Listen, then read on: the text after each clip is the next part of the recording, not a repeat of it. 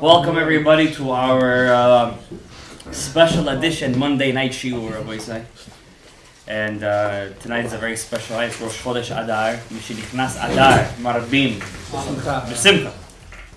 I saw a beautiful leap year, right? It's a leap year this year, so we have 60 days of Adar, and I'm going to tell you some significance. I don't know where the person got it from. I don't like to quote things that I never seen inside. When we were younger, when we were in Kollel, if somebody would ask us a question in Halacha, we were all jumping to answer the question. When you get older, you understand, Ha-hediot kofetz barosh. The idiot jumps first to answer the question.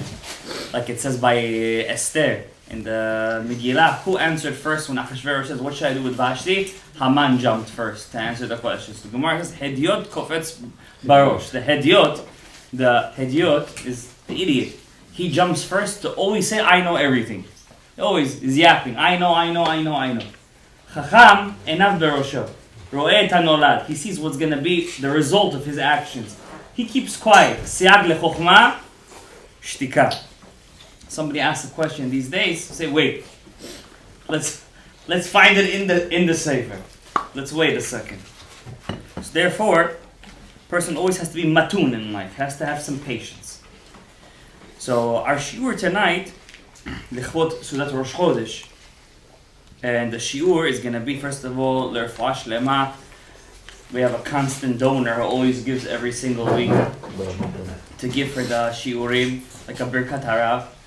His brother is in the hospital, so may he have Refuah Shlema, Shlomo ben Leah.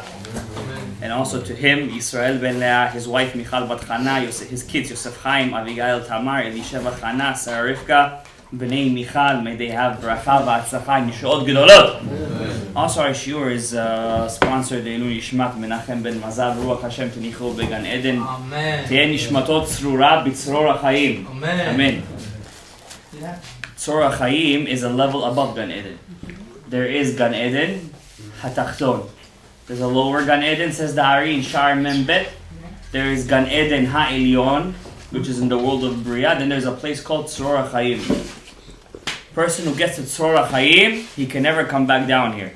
Not even as an ibur, not as even to help his Sharshei Neshamot. He comes down here, that's only a person who's in Gan Eden. So I was learning today, we have a Shar Gilgulim shiur every Sunday. May the person who learns with me find his zivug b'mhera, and Hashem should have a lot of rachamim on him. And we were learning about the nishamot that come down here to help people. Everyone has inside of him nishamot that help him.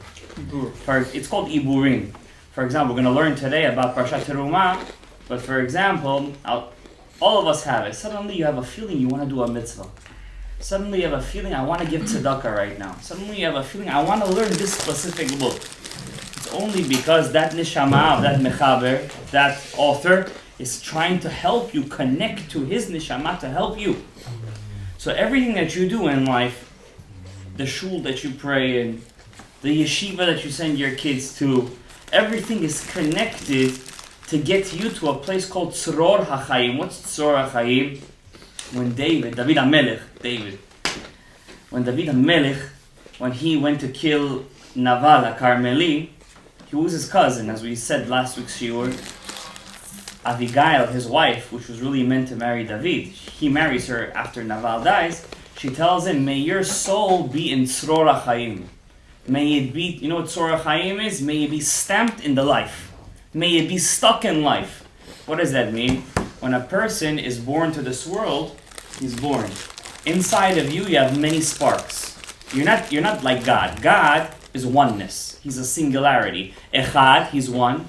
He's Yachid. What's Yachid? He's single. He's Miyuchad. He's special. What does that mean? Basically, Enod Milvado. He's not made up of pieces. God is not made up of certain kind of pieces. We are made up of pieces. Even though you look at yourself, you say, I'm Abraham, I'm Shalom, I'm one piece. You're not one piece. Because Chas Shalom, somebody would cut off his arm, he'd still say, he's Abraham. Would he call his hand? Abraham. He wouldn't. His hand is separate from him right now. God is not like that. God has no separate pieces. God is one. He's a singular force. That's called the Ein Sof. The Ein Sof Baruch Hu. When he wanted to create us as humans, to be with Him. Why did God create us? What's the first mitzvah in the Torah? Pruruhu, to get married, right? To get pruruhu, what do you have to do? To be in a relationship, right? So God wanted Kabuta be in a relationship because He's alone. But when He's single, He's Ein Sof, who cares if He's alone? It's just Him. He's perfection. Once He created the void, then He said, let me create the perfect being. What was that? His name. First, His name. First, He created His name. Hashem Echad, Ushmo Echad. God is one, and His name is one. He created His name first. What's His name? Yud K Vav K. From His name, He created all the beings of this world. And from all the beings, He chose the most delicate being. The most delicate. Not the most powerful, not the strongest, not the smartest. You know, I hate when they send those messages on WhatsApp. Oh, the Jews got the most Nobel prizes. The Jews have the highest high tech. The Jews have the highest this. That's not something to be proud of. Hashem says, why did I pick you? Ki atem hame'at bikol ha'amim. Because you're the smallest out of all the nations. You're the rarest. You're gonna give your wife a present, a rock necklace. What is she gonna tell you? Take this rock and put it somewhere else. If you give her a diamond necklace, what is she gonna say? Zeh chashuv. Now we're talking. Now we're talking over here. Some women, diamond necklaces are not enough. They need the whole thing to be that. All depends on the hierarchy of the nishamot. So, we Jews, Kabutabi, we're the rarest of all peoples. Why? Not in our zechut. Ahavti etchem, Hashem said, I love you. Why? Ahavti et Yaakov. I love Jacob. I love Yaakov Avinu. Why? Yaakov Avinu only had one idea in his mind. Yaakov ishtam yoshev oalim. Something is going bad in a person's life, this, that, he has to be like Yaakov Avinu. Run to where? Yaakov Yoshev Ohalim. Where's the Ohel? What's the Ohel? The Beis Medrash. He's in the Beis Medrash. Go to the Beis Medrash. Go to the Beit HaMikdash. Go to the Mishkan. That's this week's parasha. Go daven. Not daven. Learn Torah. Learning Torah is like water on a person's neshama. It energizes you. Trust me. When we were younger, we said, what's learning Torah? We used to have in yeshiva Mishmar. We used to learn till 8 o'clock Thursday nights. Oh my God, we have to go to Mishmar. Today, we're running to go to Mishmar. Why? When you get older, you understand. All the goyot, all the klipot. Klipot, I'm giving a code word for the letter, starts with the letter Z. Zebras. All the drugs that are legal today, all the smoke, all that stuff, it doesn't last. But when you come home after a shir of Torah, you feel good. You don't know why. Because your neshama wants where it came from. It wants where... Lahavdil, once when I was younger, I was a little bit, we're all young. We went to a hookah lounge. Hookah shmuka, hookah puka, shpika pik. So we all went, we're all smoking in the hookah lounge. Everybody's over there like a chiloni. I was born with a kippah, I came in with a kippah. Anyways, I came home, I couldn't breathe for 3 days. For 3 days I couldn't breathe. I'm like, I'm never going into a hookah lounge again. I'm done. Hashem made me a chesed. The first time I went in was the last time I went in. Some people don't have that siyat d'shmaya. You need siyat d'shmaya. A person to have siyat d'shmaya, he needs to have koach. Where does those kochot come from? I'll give you an example. Before we get into the terumah, to make me a sanctuary, to make me a place to live in. Hashem says, make me a place. Va'asu li migdash. And this parasha is all about shalom bayit. This week's parasha is all about peace in the house. Unfortunately, many people will get married today. They go to chatan classes. What's a chatan class? He learns Hilchot Nida. Hilchot Taharat HaMishpacha, right? What to do, what not to do, what to touch, v'chule v'chule. But he doesn't learn how to be, how to act, how to... Now, katonti mikol chasadim. I'm the last person to speak about these things. I'm not going to come here and tell you I'm some expert. But we see from this week's parasha some special powers, some special advices on how to make your house a Beit HaMikdash. Why? It's a proof. It's mamish. There's no proof that this is it. The Gemara says the Beit HaMikdash was destroyed. It was destroyed. We had once upon a time a Mizbeach. We had, what's a Mizbeach? An altar. Remember the Mizbeach HaNechoshet? Betzalel ben Uri ben Chur lematei Yehuda. He built a Mizbeach. That's the main thing, right? When Mashiach comes, what's the first thing he's going to build? The Mizbeach. No, Beit HaMikdash is going to come last. The actual building is going to come last. First he puts a table inside. What's the table? The Mizbeach. That's the first thing. When the Jews came back in the second Beit HaMikdash, they came up with two very strong men. One of them I'm very enamored with. I learned because I try to finish Tanakh once a year. I try.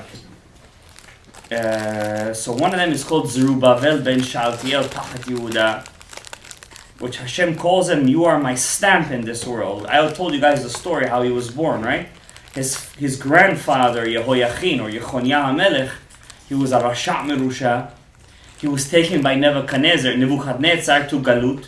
And back then, jails were not like today, where you're sitting with your, you get education. In jails today, you get an education. You're sitting, Some people go to jail on purpose. With the bail law, they can't go to jail on purpose. So they try to do as many crimes as possible. So Yechoniah HaMelech was in jail. Now the jail by then was a tzinok. You know what a tzinok is? It's a solitary. But you could only stand in there. You can't sit. You can't do nothing. You're in a tzinok. But the Chachamim, they convinced Nebuchadnezzar. They said, "Listen, you destroyed the Beit HaMikdash, but let him procreate because we're going to lose the line of Shlomo HaMelech from David. We're going to lose that line." For some reason, the Nebuchadnezzar agreed for him to procreate, and he was not makpid in Hilchot Nidah for the love of God. His father Yehoiakim, the Gemara says in Masechet Sanhedrin that he tattooed the name of Avodah Zarah on his Brit Milah. So you could imagine that his son Yechoniah HaMelech was not growing up in the greatest of the kosher of houses, right? No, I wouldn't say not kosher. You can understand their Yetzer Hara. Anyways, Nebuchadnezzar allowed his wife to come down, and back then the jail was in a pit. Like he says, they threw Yosef in the bor. And the bor means in the pit. So they lowered her down, and for some reason, he had a change of tshuva in there. He had tshuva. So Yechoniah HaMelech asked his wife, "Are you a nida? Did you go to the mikveh?" And she said, "I did not go to the mikveh." "Why are you asking suddenly?" He said, "I'm not gonna procreate. I'm not gonna do anything with you." So they had to bring her back up. She counted 7 clean days. She went to the mikveh, then they brought her back down. And then, from the first night, she got pregnant right away. And from then, they had a son called Sha'altiel. Sha'altiel had a son called Zerubbabel. Now, the Gemara in Sanhedrin says Zerubbabel is really Nehemiah. Nehemiah ben Chachaliah, or Nehemiah Tirshata, was a very special human being. He built Yerushalayim. What happened was when the Jews came back to Yerushalayim, what did they find in East Jerusalem? Till today we have them over there. Bedouins. Kakoi Bedouins. Fatah, Hamas, living over there. Mamash, the Goyim were living over there. So he had a tzav, a decree from the king, Koresh. He said, "Listen, you guys got to get out of here." From Darius, actually. Darius II. He said, "Get out, you guys got to get out of here." There was a big war going on over there. Not a fight war, a political war. And Nehemiah defeated them, but he made one mistake. See, with big neshamot, we have to thank Hashem sometimes we're not big neshamot. Because the smallest mistake they do, it makes a big impact on their whole shorish. On the whole shorish. What was his mistake? He did on the whole book of Nehemiah. He keeps on telling God, "Remember me that I did good for your nation. Remember me that I did good for your nation." Zochra Hashem alay letova. Now, what tova he did? He built Yerushalayim. He was me'ached Yerushalayim. He built the walls. He made the city of David. He built it again. He was Mashiach, by the way. Says the Ari HaKadosh. Zerubbabel was Mashiach. It says in the Navi. Chagai, Zechariah, and Malachi, the last 3 Nevi'im that we had. But yet Hashem said, because you kept on saying, Zachra Hashem alay letova. Remember it for me to the good. We could all take a very big lesson to this in our life. When you do a mitzvah, don't keep on saying to Hashem, remember what I did. I did so much in my life. I did so good in my life. I did what I had to do in my life. You don't owe Hashem anything, and Hashem doesn't owe you anything. You guys are in a relationship. When you're married to your wife, you're going to tell your wife, "You owe me, I brought bread home this week." Or vice versa, you're not going to tell her that. Why? You guys are in a relationship together. Kabutabi Hashem Yitbarach made the void so you could come down here. But everything is really Him. But that's the paradox. The paradox is an oxymoron. That means, how is everything Him, but yet He created a being that's not Him? What's the answer? Only a finite mind could understand that. That's the truth. Only the infinite could create a rock that He can't pick up. That's the truth. You can't understand it any other way. Only the infinite could create something that He can't pick up. If He says He can't pick it up, that means He can't pick it up. If He says you're with me in this world, now what's Mashiach Tzidkenu? What's the Zman of Mashiach? The Zman of Mashiach comes when we are ready to understand that everything is from HaKadosh Baruch Hu. There's no more what we call Natziach Deshmaya. There's Hashgacha Prati. People always looking for stories of Hashgacha Prati. Yes, Gabriel? We want to always know stories. How this happened to this guy, that happened to this guy, and everything was so perfect. Correct? Correct? That's called a nes that's not galui. The nes that's ganuz. A nes that's, that's hidden. When Mashiach is going to come, He's going to make us ready. How is He going to make us ready? He's going to show us that all those nisim that happened in your life, those were not nisim ginuzim. Those were nisim giluyim. Person is driving on a road, the snowy roads. You know how many nisim happen to you? You know how many accidents happen outside today? Do you know how many accidents? Dozens just in the New York tri-state area. And the Jewish people that go out, they have a hashgacha elokit. I remember when I was in Kollel. You were with me back then. I don't know if you were with me at that moment. I came outside the Bet HaKnesset where we were learning. There was a kollel upstairs. And 2 goyim come out over there. You Bukharian Jews, you're the biggest. Mamash, just came out of Germany. Mamash, an anti-Semite. Who saves us from these people? What stops these Rishaim to come out of there with a gun and just start shooting? What stops them? The Gemara says only HaKadosh Baruch. Every second we're walking out there, it's mamash, it's a nes. We are, Rabbi Isai, let's just make a small mathematical equation. We're 15 million, let's say 16 million. And close to 8 billion people in the world. You know what the percentage is? I'm not a percentage man over here. But that's like 0.01, maybe 0.001%. Couple more zeros. We're nothing in the world, but everybody keeps on talking about us. Why? We live in the middle. We're the truma of the world. Vaikhu li truma. When did Hashem give the commandment of giving a teruma? When did Hashem, Gabriel, give the commandment? There's a machloket. One pshat is He gave the mitzvah after we got the second luchot. Right? They made the Egel HaZahav. When was that? The 16th of Tammuz. Moshe came down on the Shiva Asarvit. That's a fast day, right? Why is it a fast day? Not because we made an Egel. If the Egel was the reason why we would fast, why would we fast? When would we fast? On the 16th of Tammuz we would fast. When did we really fast? On the 17th. Why? Because that was later Moshe broke the Luchot. Because when a Rebbe says to the student, you're not ready, that's worse than when the student is off the derech. When a Rebbe tells the student, I can't handle you anymore, that's much worse when the student says that I'm off the derech, because a Rebbe can handle everything. But when the Rebbe cannot handle the student, it's a very tough thing for the student, because the student always knows, I can go back to the Rebbe, when Moshe Rabbeinu said to Klal Yisrael, I can't handle you guys anymore. And by doing that, he broke, the Leshem Shova Achlama says, Rabbi Shlomo Elyashiv, the grandfather of Rabbi Yosef Shalom Gadaev, he said in his book, Sefer HaDe'ah, when he broke the first Luchot, infinity died. We were supposed to live forever. There was no Yetzer Hara. The Or HaChaim HaKadosh says, who sinned in the Egel Hazav? Who sinned? Not us. We didn't sin. The Erev Rav sinned. It says, open up the Or HaChaim. It wasn't us. We didn't say anything. We didn't do anything. We didn't know the mitzvah of Tochecha. We didn't know how to give Tochecha. How, the mitzvah of Tochecha is such a, the Mishnah Berurah, what he writes on mitzvah of Tochecha, the Gemara, what it writes, Masechet Erechim, mitzvah of Tochecha, it's not simple to criticize a person. But that generation was punished because of that. They didn't give him, today I was contemplating this idea while I was praying this year. The Gemara says in Masechet Sanhedrin, the Dora Midbar is not going to come back. The Gemara Masechet Sanhedrin, the Dora Midbar, what's Dora Midbar?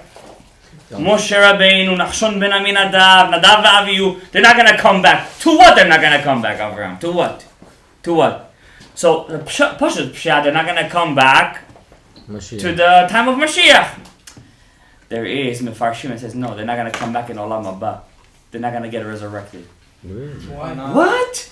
I love that. That's what I'm looking for. You see? What do you mean? They're not going to come back? And I'm contemplating this idea all day. I'm trying to think of an answer without looking at Mefarshim. Rabbi Yehuda Ftaya says, try to think of answers to the kashas of the Mefarshim by yourself. Don't always look for the Mefarshim's answers. Always try to look about it for yourself. Maybe sometimes you're mekaven to the Mefarshim. I didn't look at all the Mefarshim, obviously, but I'll tell you one thing for sure. When they says they're not going to come back, it's a very sad thing. Rabbi Eliezer Hagadol, Rabbi Akiva's Rebbe, said they are going to come back. They are going to come back. What does Rabbi Akiva say? They're not coming back. They're not coming back. So the Gemara says what? Rabbi Akiva left his Chassidut. He was a big Chassid, Rabbi Akiva. He was a very big Rahman. He was very merciful. How did he leave it? And the Pshat is, I think the Pshat is, my Chiddush is, that the Dor HaMidbar, as big their power was, that their big responsibility was. When you have a big neshama, you have to answer for what you got. Even if they didn't do the Egel Hazav, even if they didn't test Hashem 10 times, it was the Erev Rav the whole time, but you're responsible. You're responsible. You are the head. And if you're the head, you get caught in the Avera of the whole community. So what are they living for if they don't come back? What they're living for? For the next Gilgulim. According to Rabbi Akiva, at least. Not according to Rabbi Eliezer Hagadol. Rabbi Eliezer says they are going to come back.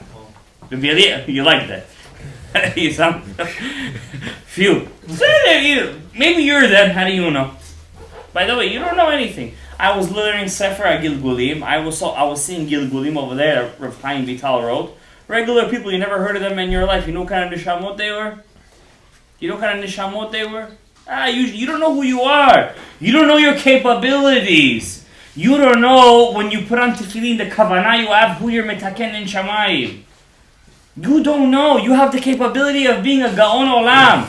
Gaon olam doesn't mean that everybody's going to say do, you're on Kikar Shabbat. It doesn't mean you're a gaon olam. Gaon olam means that in HaKadosh Baruch I have a book called Misharim Megid. In that book it says over there were tzaddikim, they were nechshav b'shamayim. You never heard of their names, bichalal. I know of tzaddikim. I'm a tzaddik hunter.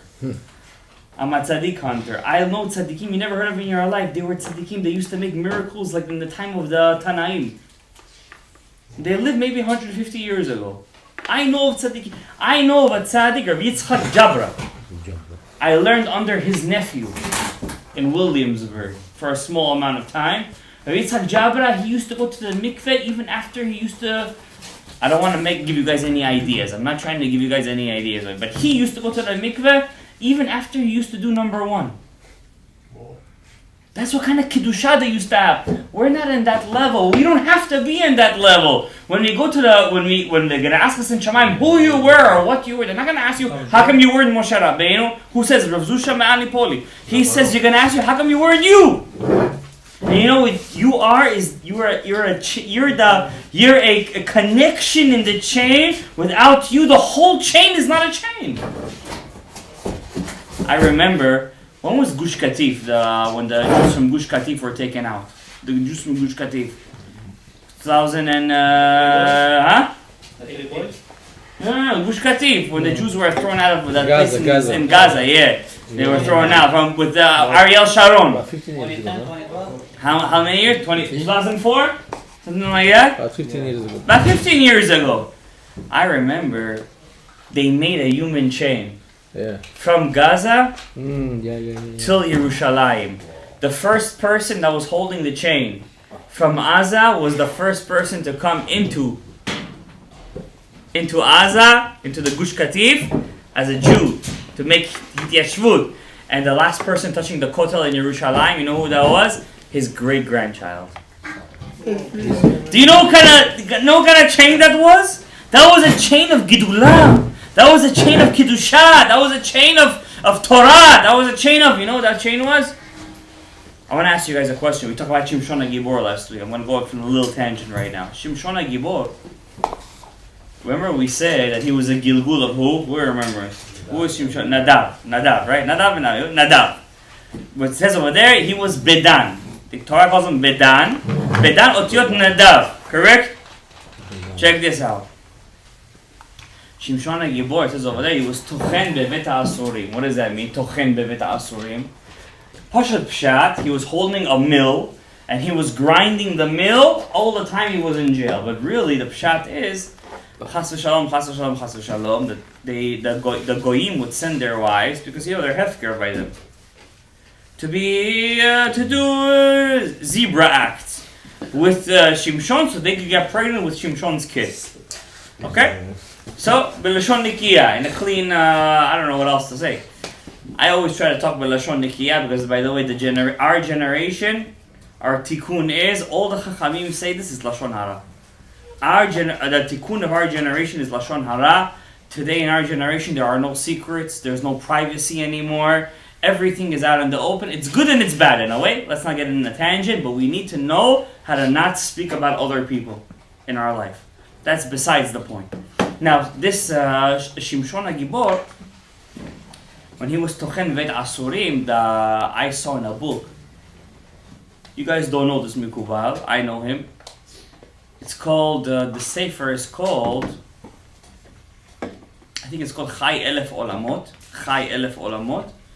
Or, it's called, I'm not sure which Sefer, I know the author, but I'm not sure which book he wrote this in. Or it's called Keset Yehonatan. Keset Yehonatan. He writes in this book, Shimshon made the same mistake as Shlomo HaMelech. What was the same mistake? Why did Shlomo marry 1,000 wives? 300 wives, 700 concubines. Wow!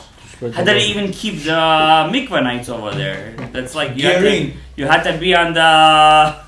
that's a big tikkun over there. Why did he do that? Now the Torah says, the Navi says in Melachim that most of them were fake converts.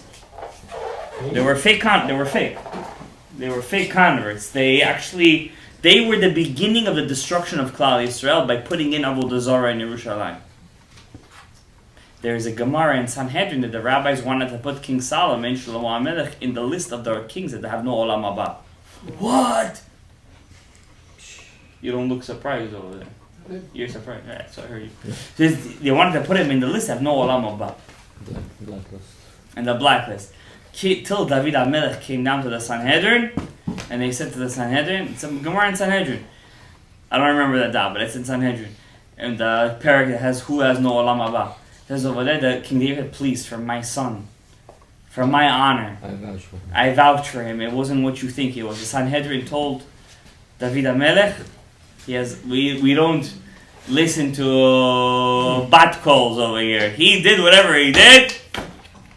And then the Shekhinah, God's divine presence itself, burnt the seat that the Sanhedrin were sitting on, and they said, wow, we're not going to touch Shlomo HaMelech. Shir Hashirim Asher LeShlomo Kodesh Kodeshim. We're not going to touch Shlomo HaMelech. However, there was a hava, to put Shlomo HaMelech on the... hot seat. Well, he said it better, the black place. Well, what was the pshat? Shlomo and Shimshon made the same mistake. Who am I to say that? But just to give you guys what was the mistake? What's the last problem in Eretz Yisrael today? Who's the biggest problem? Hamas. Hamas lives where? In Gaza. Where was Shimshon killed? In Gaza. Shimshon wanted to make a tikkun in Gaza. He wanted to fix Gaza. He wanted to make sure that he finished the whole job. He wanted to take all the responsibility on himself. So he was tochen bebet ha'asurim. He was trying to fix the nitzotzot in Gaza. But it didn't help. Shlomo HaMelech was even bigger. By marrying every princess, says the Ari, all those 1,000 wives, what were they? They were princesses of different nations. By marrying 1,000 princesses, he was taking the head of every country. The head is the source of all their sparks. If they have a ger somewhere in them, he wanted to take that in himself. But he wasn't ready as a kli. He wasn't ready as a vessel, so it broke apart. And that eventually turned into the Chorban Beit HaMikdash. Sometimes when you're not ready for the tikkun will break you. When you are a Baal Tshuva, we're all Baalei Tshuva over here, buddy. We're all Baalei Tshuva, me included. Every day I'm a Baal Tshuva. I go to sleep, I say Ana, I wake up in the morning, I'm a Baal Tshuva. Sometimes when I go to sleep, even with saying Ana, I'm still not a Baal Tshuva. I wake up in the morning, I say, you know what? Now I'm a Baal Tshuva.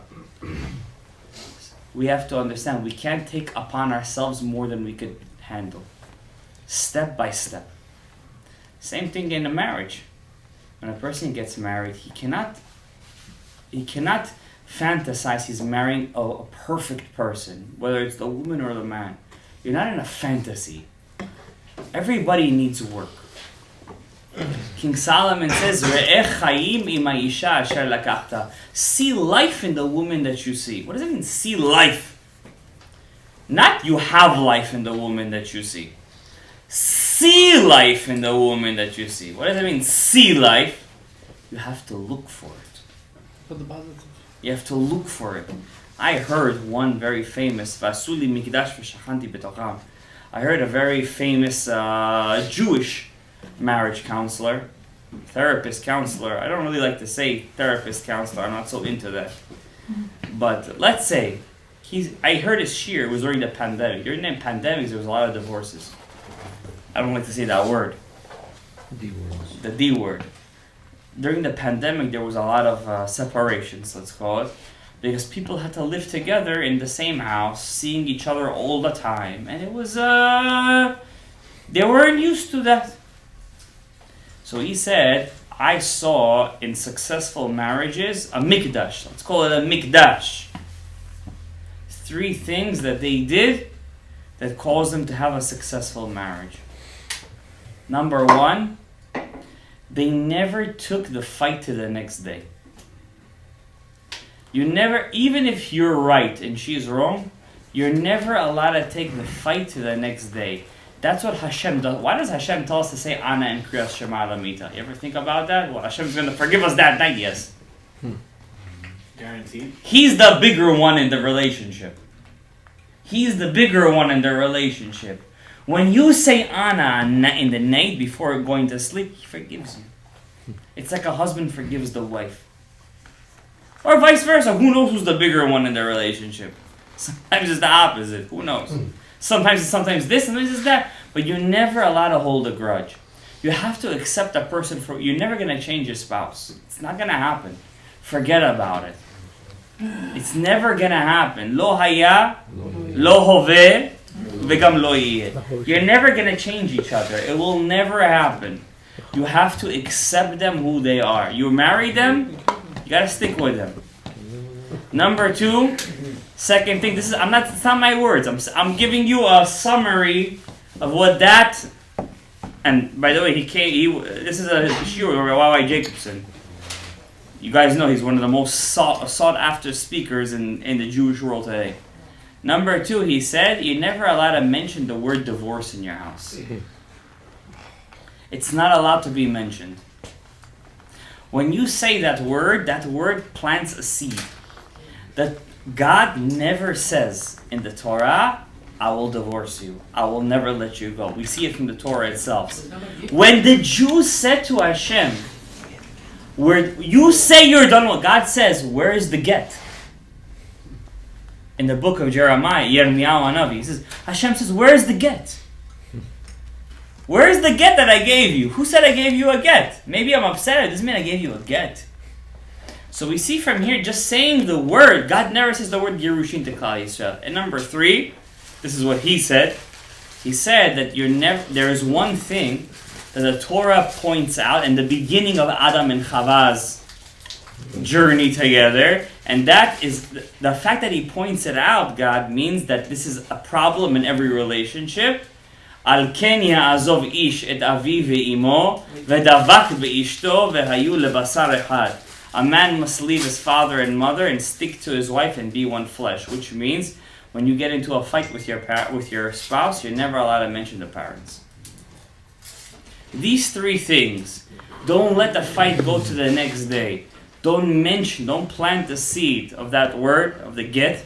And number 3, do not mention the parents. Why can't you mention the parents in a fight?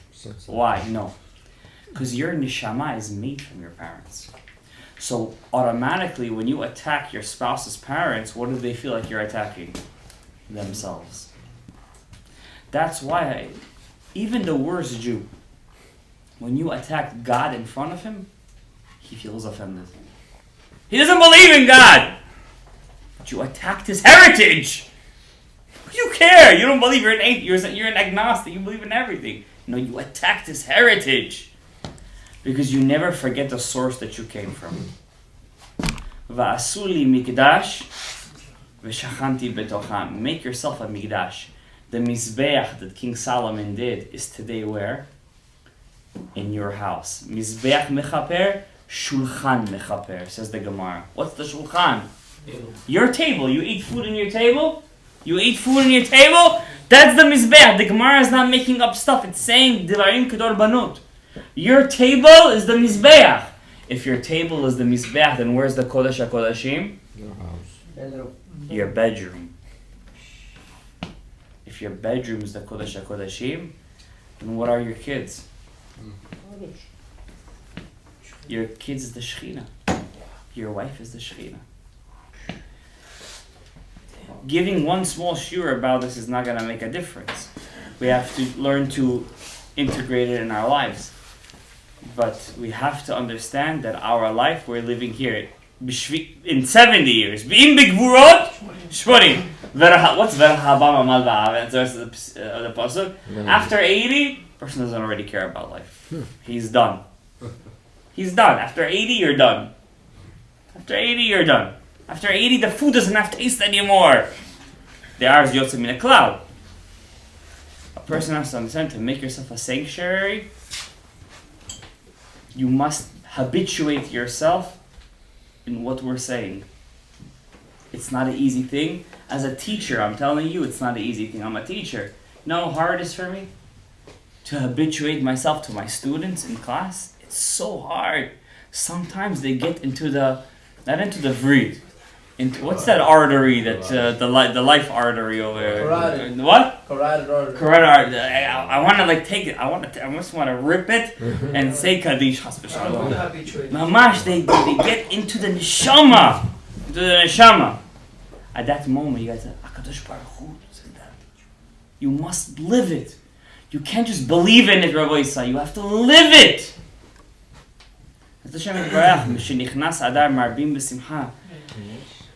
It says we have 60 days of Adar this year. If a drop of milk goes into meat, how much of the meat has to be connected to milk? 60. May the 60 days of Adar cancel out all our averot. Baruch Adonai le'olam. Amen ve'amen.